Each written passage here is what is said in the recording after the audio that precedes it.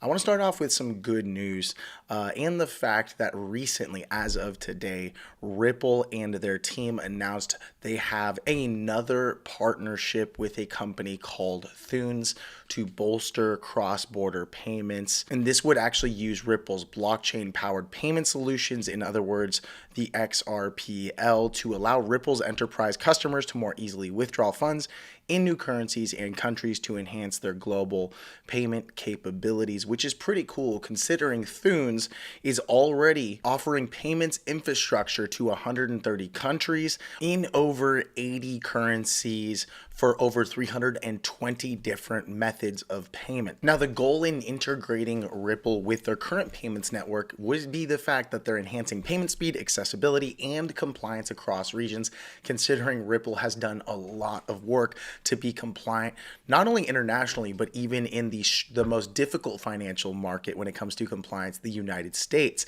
Now, 72% of merchants experience higher rates of failed payments in cross-border transactions, which lead to customer frustration and abandonment, with 55% of customers giving up if multiple attempts are needed. So that is the current infrastructure. And what's interesting is this is the current infrastructure for many situations when it comes to cross-border payments, but that would no longer be the case when they adopt blockchain technology and something like Ripple and the infrastructure that they offer. Still, that said, Ripple, or better yet, XRP, is currently down 22.2% in a little over a month. And so it doesn't really matter right now what good news comes out. I think the only thing that would likely pump the price of XRP currently might be some information or news surrounding a spot ETF approval. If that is truly approved and the spot ETF starts trading, that is going to unlock the corridor for a lot more institutional capital to enter XRP. But as things stand, we're currently sitting at a price of $2.84. So let's cover that first piece of news surrounding the Trump September.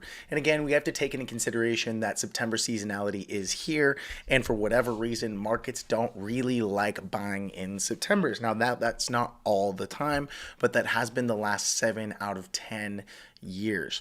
And when you add all of that with the uncertainty around an end of the month deadline, that's going to force Donald Trump to negotiate with Congress to avoid a government shutdown. And again, it's not like we ever shut down for good. Everyone already knows they're going to figure out some sort of a deal, even if they do shut down. Markets don't really like to hold through anything like that, especially if things last longer than typical, considering this is where they sign the next bill or agreement to fund government and initiatives. Then Trump gave the leaders of Russia and Ukraine an early September deadline, which is coming up soon, to move forward with a peace process or face possible U.S. retaliation. And this is the key point: face possible U.S. retaliation. And if we do retaliate, again, that's going to send a few shockwaves through our markets because progress has already stalled. So it's unlikely they're going to reach a decision. Now, and I don't think the entire market believes that they're going to reach a decision, but if there's U.S. retaliation, again, things might sell off even further. And this is combined with Trump facing uncertainty about the legality of tariffs, which have been the main plank of his economic agenda and key campaign promise. So take all of that into consideration, okay, and say, okay, what do you think the whole market's going to do with their capital? Do you really think that they're going to want to unload into all of these major events that can cause economic uncertainty? Probably not. If anything, they're likely going to be taking profits that they've made through the summer and kind of just sitting on the sidelines with a bit of cash, where you can expect the US dollar to continue to increase or trend up while the rest of the market continues to sell off through September. Already, again, the start of September, we're seeing a lot of weakness in the markets. We're seeing a bit of a retrace in crypto, but I don't believe it's strong enough to really take us to new all-time highs just yet. And that's because people are really uncertain about what's going to occur this Friday surrounding unemployment. Again, our current unemployment rate is sitting at about 4.2%. Now, this is one of the key economic indicators that our own Federal Reserve Reserve looks at in order to raise, or better yet, increase or lower interest rates, or better yet, even keep them flat. So if things maybe go to maybe 4.3%, I think it's very much possible and potential that our own Federal Reserve will remain flat, because this isn't a big enough of a jump in order to scare them into lowering interest rates.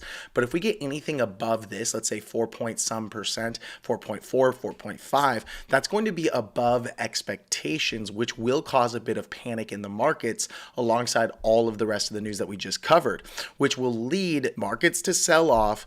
And then come about September 20th or 19th, no, 17th, JK, the Fed interest rate decision will be made. And if we come in hotter or higher, this thing will likely get lowered by 25 to potentially even 50 basis points, which will be a good indicator that we're ready to continue lowering interest rates. But by then, the markets might be selling off. So it really remains to be seen. But again, just because we have all of these major events going on, I don't think we're going to get any new all-time highs soon, even with other major pieces of positive news. Now, typically, I don't cover global economic news or other countries, because I don't believe most countries are enough to really shift the tide in U.S. markets, nor do I think France is enough. But if you start to see a lot of economic turmoil or issues globally in different countries with their currencies and their financial situation, then that's also an indicator, or better yet, a leading indicator, that we're starting to see the global economy cool off.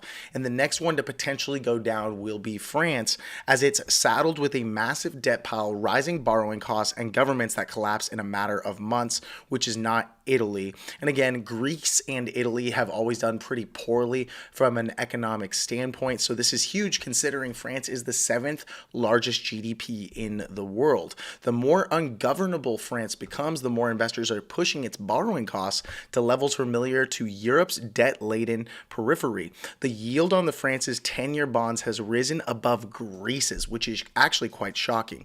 And its borrowing rate is currently neck and neck with Italy's. And here's where it gets interesting, and where it's going to be difficult for them to truly solve and settle, because France right now is dealing in parliament with divided factions, each opposing fiscal priorities and enough votes to shift the balance of power. So it's going to be extremely difficult for them to make it out of this, which will likely lead to some sort of an issue, or will cause bond yields to continue to rise, because foreign governments, countries, and investors will demand more money to hold French debt. And at some point in time, France might have to default on some of these bonds and get bailed out by other countries like the United States. Either way, seeing something like this doesn't really help give me confidence that September is going to be a great month for anyone, much less crypto markets, considering crypto markets are more considered risk on assets, and those are usually the first to be sold off into uncertain events. So now what I'm going to do is dive onto the chart for XRP. And before we actually do, let's just have a look at Bitcoin. As you can see, Bitcoin put in its all-time high at 124,000 before dumping to a range low of about $107,000, currently up a few $1,000s from that price all the way up to 111. So it's very much possible and potential that this was the local low of the range. And this is actually something that I did call on my last Tuesday technical analysis call for our community members. But that said, it doesn't look like we're out of the woods just yet. And it seems to me like we're going to get a decent amount of resistance somewhere here between 113 down to 112. So if that occurs, then yes, XRP is going to struggle. Now, XRP has been holding in its range a little bit better. As you can see, we have a support right here coming in on August 2nd. And yet again, we broke right below that range for 269 before pumping to 284. Many might argue that on these lower time frames, this is a textbook bear trap. The price breaks below this range right here, essentially liquidating a bunch of traders who had stop losses right below the low of this range before pumping back up in the opposite direction. So from a daily time frame, this one candle does look pretty good. I'd still like to see, though, volume confirm that. And right now, volume is really weak. It's consistently been declining since that all-time high. So even with this little bear trap, it's actually looking like we might pump back up to maybe $2.95, maybe $3. But at $3, we do have a decent amount of resistance, especially if I pull up that VRV GBP, you can see $3 right here. We have a pretty large cliff of resistance. So this is going to be a hard range for XRP to beat. And then when you combine that with this trend line right here, where we consistently have seen sell pressure, not only do we have a confluence of a trend line where the price could break down, but we have a lot of volume that it's going to need to beat.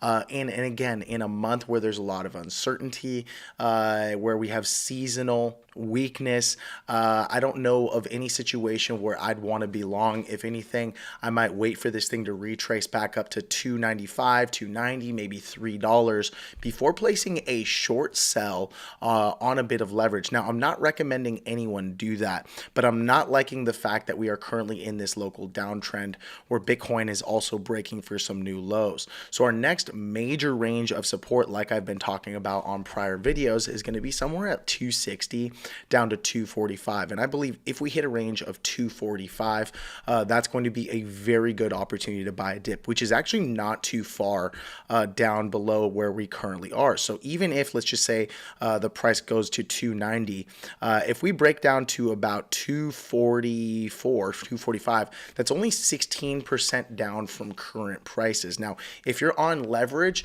or 16% looks like it's going to hurt a lot, I'm not saying that's going to occur. I'm saying to prepare for a scenario like this because we are currently in a downtrend. Then maybe you want to sell off to that sleeping point, wherever you're comfortable enough to hold and still be able to sleep. If this causes you a lot of stress, think twice about holding through that entire dip. However, if you're getting really excited about a dip like this, that's a great way to play this because at the end of the day, it's likely we're breaking down to 260, and this would actually be where I'm betting. I'm betting to the downside. The only time I would bet to the upside is if for some reason, way, shape, or form, we're able to break above $3, hold that range for a little while, and then we pump, and this is where I would actually be long. But I want to bet with the trend, and right now the trend going all the way back to July 21st is down.